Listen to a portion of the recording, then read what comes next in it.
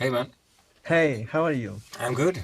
Very good. How are you doing? I'm fine, thank you. Yeah, cool. In this interview, I have some questions related to the band's career and your career as a drummer, yeah? And obviously the new album of Evergrey. The first thing that I will ask you is, how was the writing and recording process of this album? It was very surprisingly easy, actually, all of it. I think we found a good workflow that suited everybody. To start with, everybody came up with so many different ideas that they brought to the table just right before we entered the demo stage. So we had so many cool ideas to choose from to create like the foundation of an album and a foundation of songs. So just by having so many cool options of music was very inspiring and creative to begin with.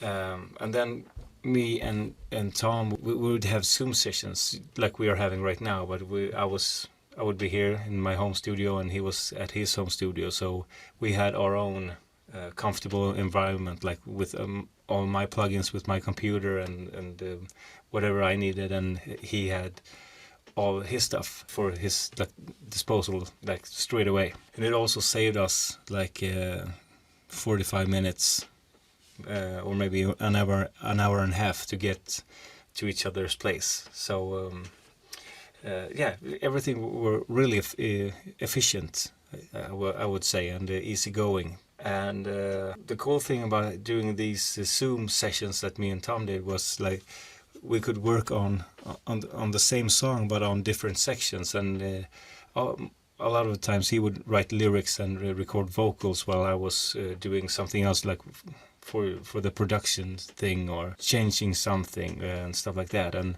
so we would just like push on mute, and then we just did what we wanted to do, and then we got back to the Zoom session and kept going. And that was also like a big time saver that we and again efficient. So well, I mean, actually when it's about time to record drum and bass for me and Johan in a real studio, more or less all the vocals were already written and recorded as the final vocals. So the vocals were done before the drum and bass recording even started. So it was so nice to be able to have the finalized vocals while me and Johan did our parts, because we knew we had a better view of what to play and what not to play.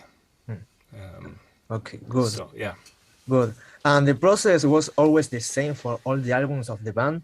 I mean, you were in two stages of the band, from 2003 to 2010, and then from 2014 to today. According to your vision, do you feel that after so many years, the creative process or the way of working of the band changed in any way? Yeah, I think it's changing from time to time.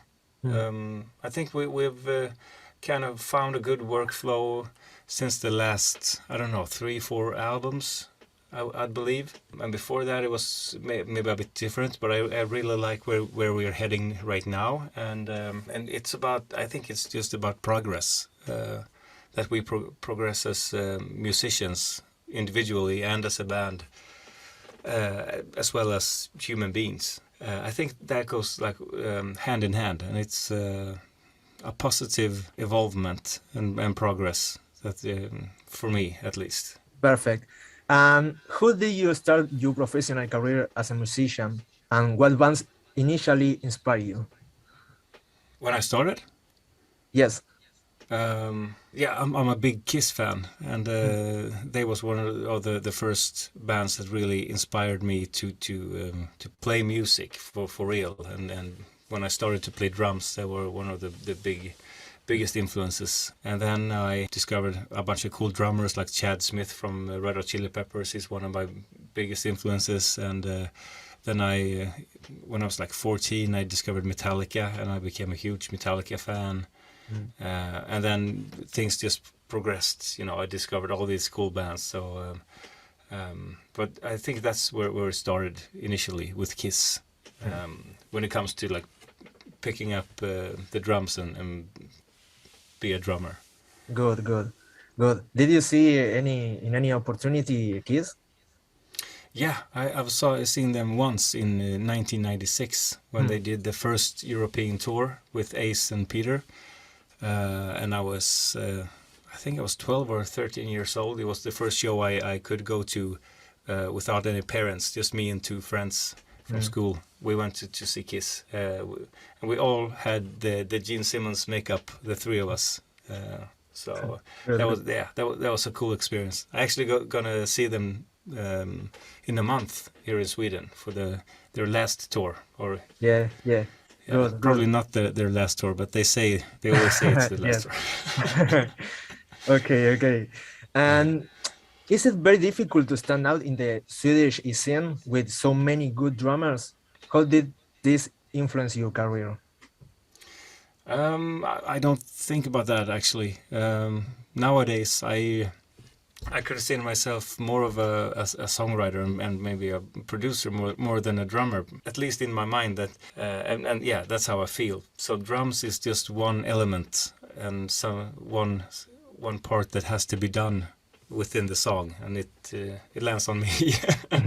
uh, Earlier, I was much more focused in being a drummer, but now I'm more focused in writing music, and then just having to do the drum part too, which I of course love, but I'm enjoying just as much to write a good song as I enjoy to play drums. I don't really think about it because and I think that's quite healthy. You should just do your thing, and then that's more than enough.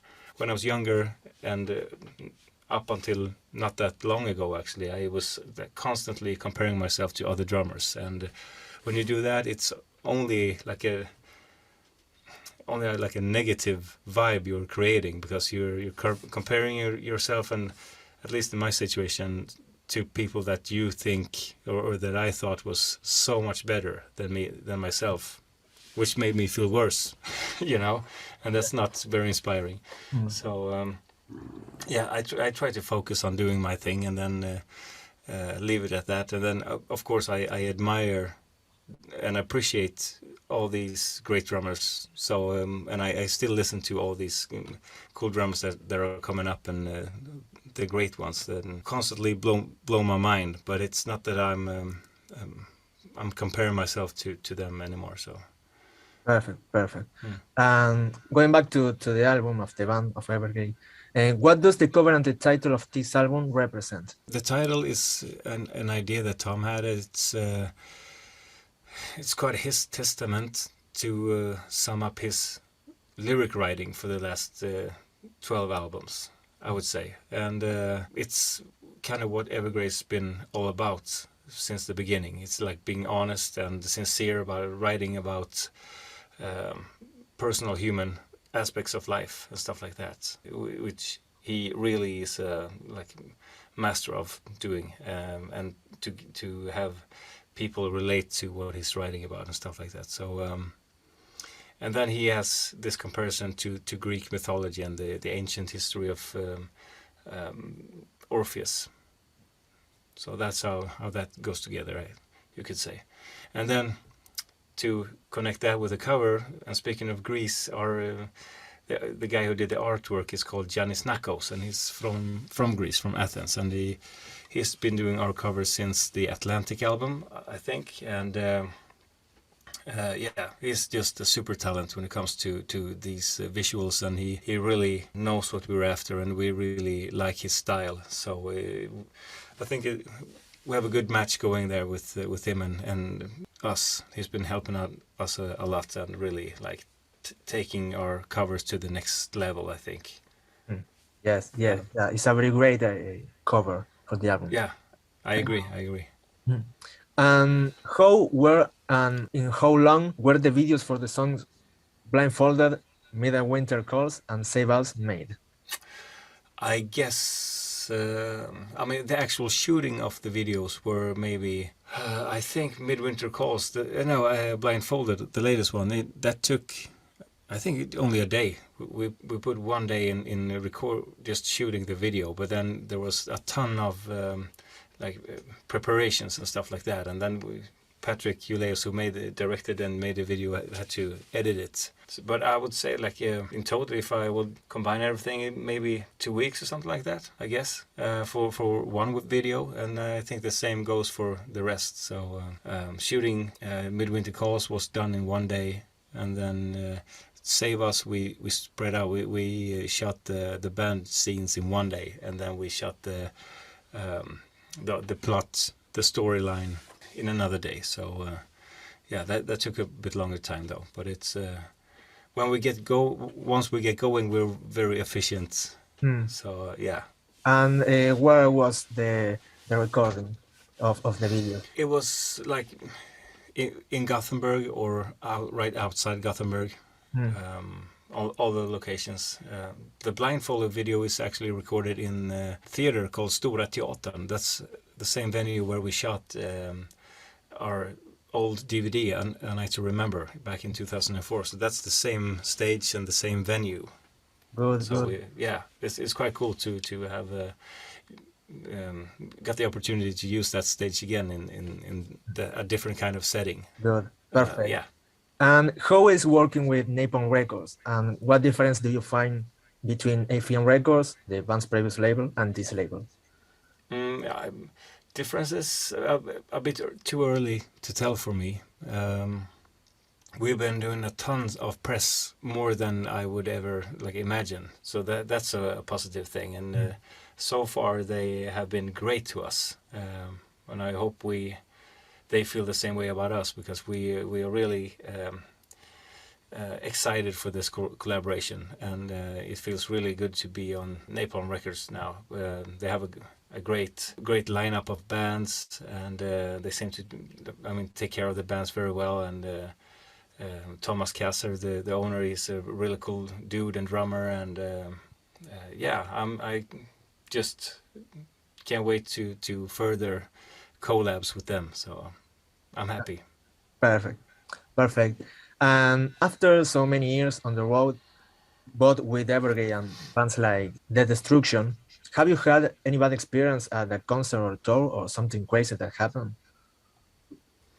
No,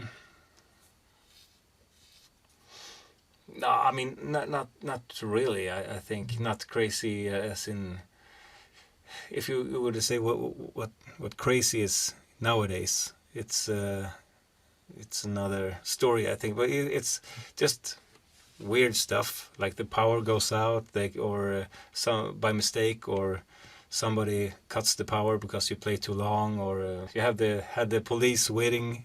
You were told that you had the police waiting on you backstage after the show. Happened once because we happened to trash the backstage of the show we did the day before, and they called the cops on us, and we were told during our the final songs that the cops was coming to get us after the show. So yeah, but it's they never came though. But it's yeah, okay, stuff like that. Not too crazy though. Okay. How do you currently see the heavy metal music scene in Sweden and Europe? In Sweden, I think it's constantly evolving, and I think it stands as a solid ground, and compared to any place else in the world. I think it's like Scandinavia and Sweden have always been very prominent in metal music, and I think it has stayed that way for the past 20 years or something like that. So I haven't thought about that much, but I guess it's the same as it always has been since mid-90s. In my opinion, the scene of Sweden and Europe always was really strong. Bands like Bathory or Entomb are very great, and yes, in these days is the same. Exists many bands with the same quality of yeah, but and I think it's really cool and interesting that there are bands coming up from other countries that maybe aren't as metal influenced as Sweden and Scandinavia. Just on top of my mind, like Ginger from Ukraine, and like Gojira from France. They're Yes. huge now, you know, and I think it's really cool that different bands are popping up out of other countries than just the typical, you know, metal countries, Yes. and that they get as much as attention as they deserved for being cool bands, you know. So Perfect. The last question: what advice would you give to a musician who is just starting out in the industry? get a real job. No, but it depends on what you want to do. If you want to be a successful, within your band, then you have to, I guess, you have to work hard and be focused and determined to reach your goal, and like at the same time set reasonable goals so that you don't like have the, I don't know, sell 1 million albums and playing at Wembley Stadium is the first thing you're gonna do then, because that's gonna be a rough road then. So I think that you should like set up small goals to achieve the big goal in the main end. Yeah, strive for small goals and reasonable goals, and then once you've achieved those goals, then you set up the next one, and then you set up the next one, I guess. And also remember to have fun, because that's what it's all about. It's supposed to be about fun in the end. That's why you start, and that's why you should do it. So Perfect. Okay, Jonas, those were all the questions that I have for you today. I hope you had a good time with us, and it was a really pleasure for me. I hope to see you soon in South America with Evergrey. yeah, cool. Yeah, where are you from? Argentina or? Yes, from Argentina. Yeah, cool. Yeah, we never been there, so and we can't wait to go to Argentina to play. We love going to South America. You have the craziest fans and the audience there. It's they always make you feel welcome, and we always have good shows there. So yeah, I'm really looking forward to go to Argentina for the first time to play. So Good. yeah, that'll be great. Would you like to say something else to the people who will see this interview before we leave? Thank you for checking out this interview, taking your time. If you had stayed this long, that's awesome. Thank you for your support. Check out our new album if you're interested, and hopefully, yeah, we'll see you in your country soon. Yeah. Perfect. Thanks, Jonas. I wish you a lot of success. Thank you so much. See you. Likewise.